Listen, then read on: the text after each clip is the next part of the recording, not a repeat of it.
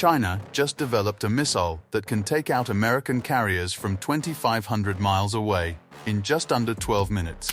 But before we reveal these behemoths of giants China made, please subscribe to the channel to stay up to date with the latest technological news. End of the aircraft carrier era. For around 8 decades, the American aircraft carriers have been untouchable symbols of military dominance that have had a reign of terror around the world.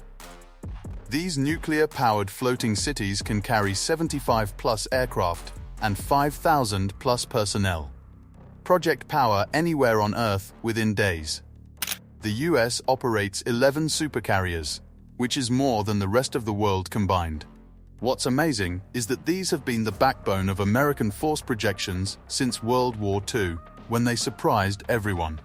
China has been secretly developing weapons that are specifically designed to make these $13 billion warships obsolete, and they are terrifyingly succeeding in their mission. We have the DF-21D, known as the Carrier Killer, was the first anti-ship ballistic missile specifically engineered to hit moving aircraft from over 900 miles away. The DF-26, an upgraded version with nearly triple the range at 2,500 miles, can strike operating carriers operating anywhere in the Western Pacific. Lastly, the DF-17, equipped with hypersonic glide vehicles that travel at speeds that can outdo Mach 5 and have maneuvering abilities that are unreal, making interception nearly impossible with the current US defense system. These are just theoretical weapons. China has tested them successfully and shown us a demonstration that they can track and target moving vessels across vast ocean distances. US military officials have repeatedly testified to Congress that American carrier strike groups operating near Taiwan or the South China Sea are now vulnerable in ways that they have never been before. However, this isn't just new missiles, this is the end of the aircraft carrier era, and it is giving birth to something new. So, let's uncover these crazy missiles one by one to see how amazingly capable they can really be in real-world and war scenarios. The DF-21D.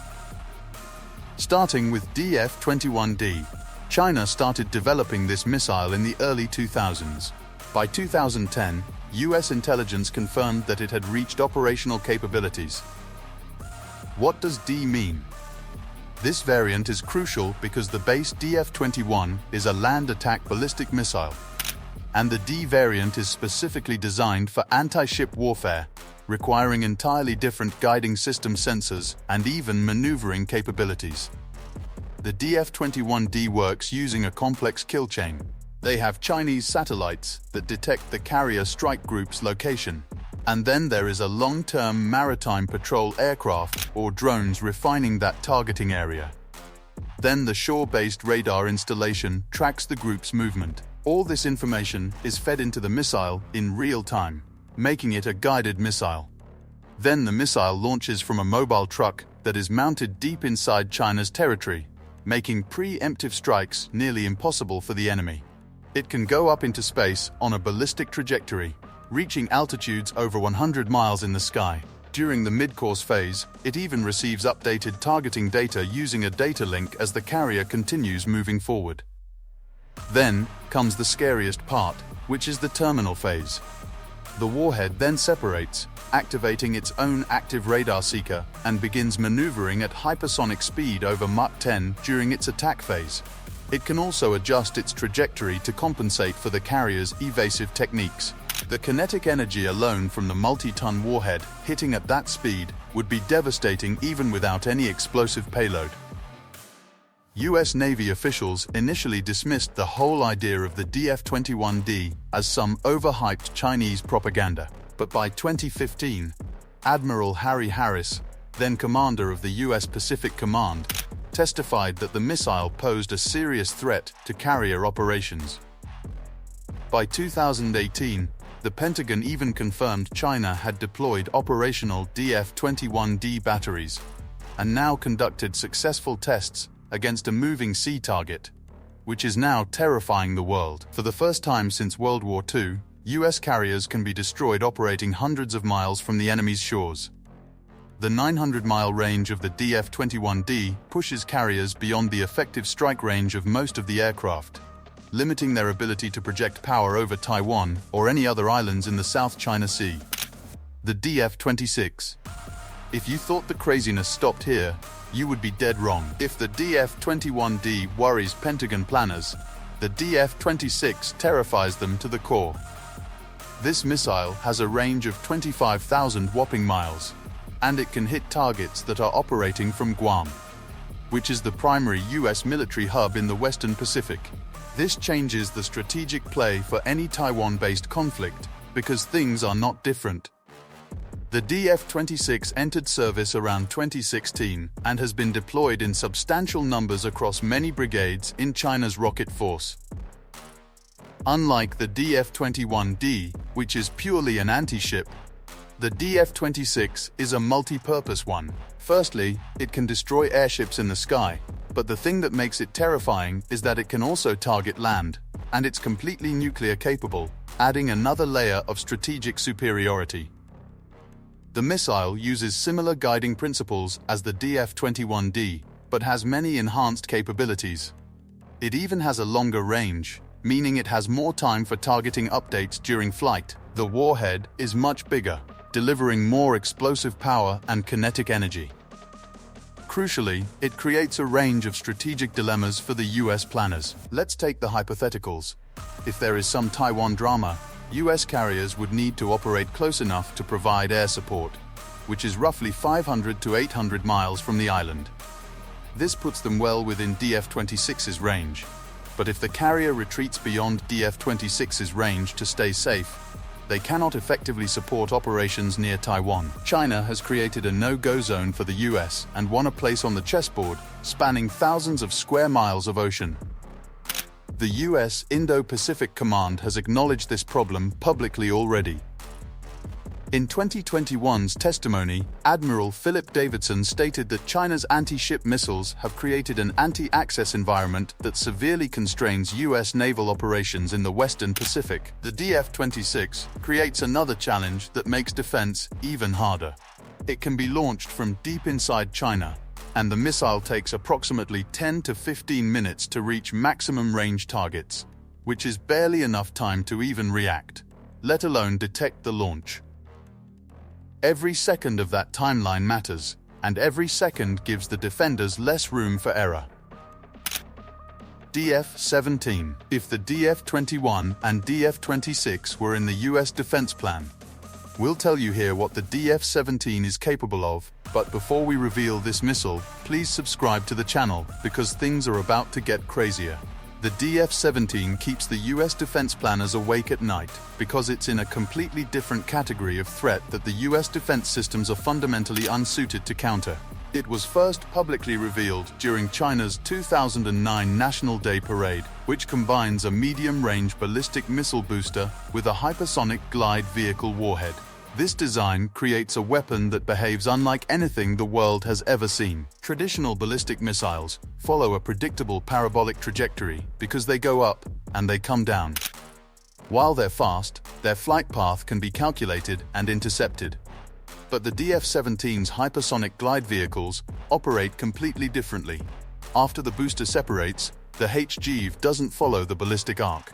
Instead, it glides through the upper atmosphere at speeds that go over 3,800 miles per hour while making maneuvering unpredictable. The maneuvering is the key here because it can perform turns, altitude changes, and course corrections throughout its flight. It can intentionally fly an indirect path to the target, making prediction much easier than what we're used to. Motorway maintains hypersonic speed while doing this, giving the defender almost no time to react at all. The current US defense systems are all designed to intercept ballistic missiles with predictable trajectories. They calculate where the missile will be and then position their interceptor to counter it. When the target can suddenly change direction at heavy speeds, those calculations are basically useless. The DF-17's range is around 1,500 to 2,500 km, putting it anywhere between the DF-21D and the DF-26 in its reach. But its true advantage isn't even its range, it's its survivability. The US Navy ships can theoretically intercept the DF-21D and the DF-26 warhead during the terminal phase, but the DF-17's maneuverability capability makes it almost impossible for them to counter. In other words, China hasn't just built one of these systems, they have already deployed them.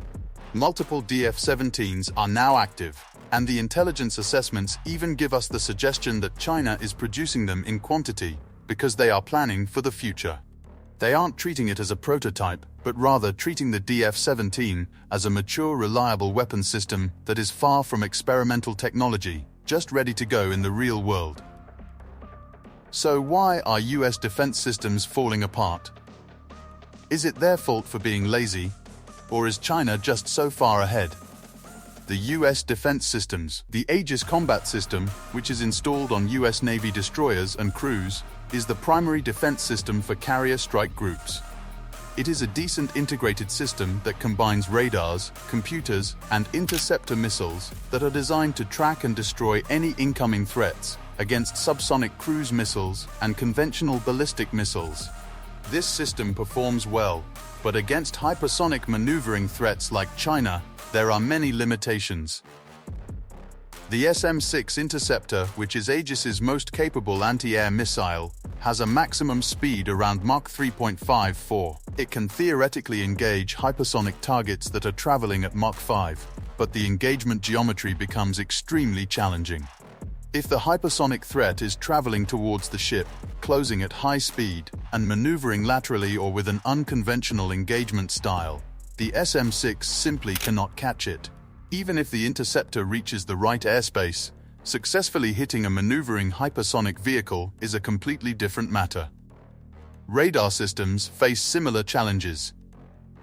The current radar system that the US has can detect hypersonic vehicles, but tracking them continuously while they maneuver is quite difficult. There are also basic math problems of magazine depth. A carrier strike has typically 2 to 4 Aegis destroyers or cruisers that are carrying 40-60 interceptors after accounting for all the mission requirements. If China launches a saturation attack with 50 to 100 DF-26 and DF-17 simultaneously, then it's absolute annihilation. Even with a 100% intercept rate, which is unrealistic, the numbers wouldn't work, and the US systems would fail. Currently, the Navy is pursuing several solutions. There is a glide phase interception program that aims to create interceptors that are specifically designed for hypersonic threats like the Chinese missiles. These are directed energy weapons, like the high-powered lasers, that could potentially engage at hypersonic speed if they generate enough power and improve sensor networks, including space-based tracking layers. These tracking layers could provide earlier warning and better tracking, but these solutions are years away from deployment. The glide phase interceptor won't be operational until 2030. Shipboard laser weapons powerful enough to defeat hypersonic missiles are still in the development stage. It is safe to say that this is the war of who dominates the sky, and currently, China is winning it. Do you think the US Navy would be able to intercept these missiles in the future? Let us know in the comments down below, and if you enjoyed the video, please subscribe to the channel to stay up to date with the latest technological news.